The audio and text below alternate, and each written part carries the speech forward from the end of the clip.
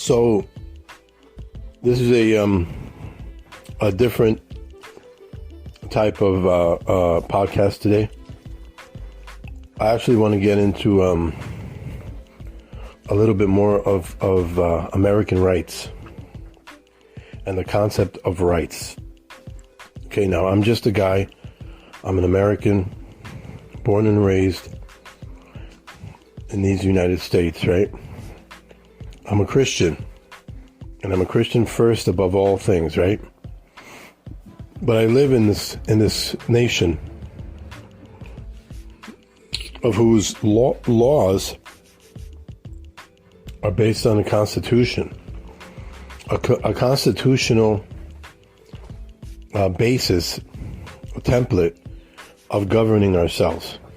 And so, as a true American, I believe to be identified as a true American, one has to have not only say that we support the Constitution, okay, and our laws and the basis of our laws and the original intention of our founding fathers, but we have to understand them, okay?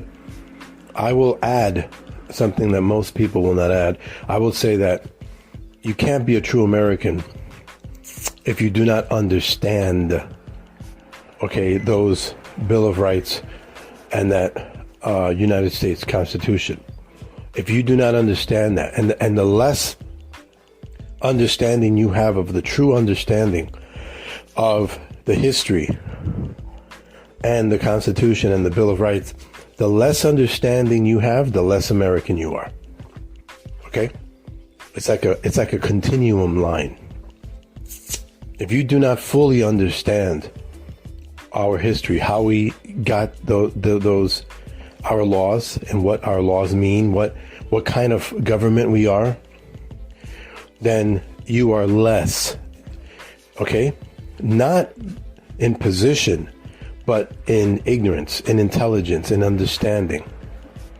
And because of that, you're less of an American because of conviction. Okay? That's my opinion. Okay? And that was given to you for free. Okay, so my situation is that because the Constitution was handed down, it was influenced on Judeo-Christian principles. The whole idea, the main conversation that I'll have here is on this whole deal with the, unalienable rights. This whole issue that says that our rights come from God. The free speech, the rights that we have to protect ourselves, the freedom that we have, our private property.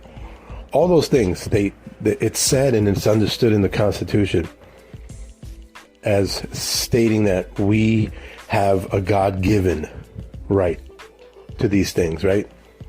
And so if these things are wrongly, if the government does not, goes against this foundation, then the people, government by the people, for the people, they have a right to turn the tables and change the government to get back. Okay, that's what I'm thinking. Okay, this might be a debatable point, but this is what I've always thought, that when it says that we have the right to change our government, I'm thinking to restore it back to the way it's supposed to be. Now, this is an American right. We happen to be Christians in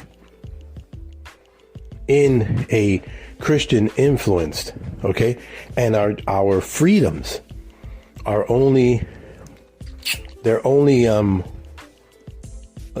our establishment, they're only our template to the stretch that we are willing to maintain them. We can literally give them away as a people, and we have been giving them away as a people. And now there's so much evil forces and influence of power that have been allowed I think there was a time in American history where the forces of evil were always generated from within our own people, right? People who had a different opinion, people who wanted to influence, and slowly, you could probably make an argument that from the very start, the forces of evil, and what I mean by forces of evil, meaning in terms of historical and political, right? The forces of man, maybe Satan influence, but man-centered power has been from outside, manipulating on the inside and planting their people. The secret societies were like this whole idea of conspiracy theories. Now the word conspiracy theories is always floating around. This country is filled, our history is filled with conspiracies. Okay, they're everywhere, and in the founding documents, or rather the founding fathers, many of them wrote about ongoing conspiracies. The Jacobins and the secret societies that totally existed in those days, masking themselves as religions in some cases, right? These things actually existed, and they still exist today. They still exist today. There are people, in fact, probably a majority of the weeds are in the backyard. You know when things get really bad, where now you have more weeds than you have actual grass? Okay? Where things have gotten so bad. Well, I think that's perhaps the way our government is right now. That's how corrupt, that's how bad things have gotten. That we're at a point where things are so bad that now there's too many weeds to cut, that you're like, you know what, I'm just going to destroy everything, and start from scratch. That's how bad things are. Okay? The freedoms have been already so tampered with. Certain states they're almost like they're not even American cities anymore. Like they're no longer part of the union. That's how some of these states are run. Like California and certain cities, like Portland, Chicago. I mean, they've been taken by control. They've been completely taken over by a mentality and an un-American force.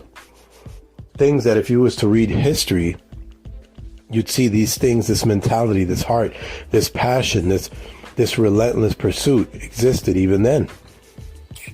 So we're not seeing anything new. We're just seeing the exacerbation of it. And we're in the midst, we're in the free fall of an American system, of what we once had. And it's going to take a miracle by God to restore us back to a point where we can have a vision of an experiment that could be led by the morality of God. Okay, because all laws, at least most of the laws, are grounded in truth and morality.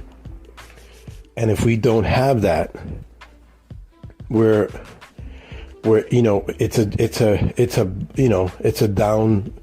a downward trail to our own demise. And so what the powers that be are trying to create is not going to succeed. They're gonna destroy the whole situation just to play around with trying to create something new. But since they're all narcissists, and all narcissists end up just killing each other, as soon as you have two narcissists in a room, watch what happens, right? They will not restore anything by way of order or a truthful or moral template. They will just end up destroying themselves.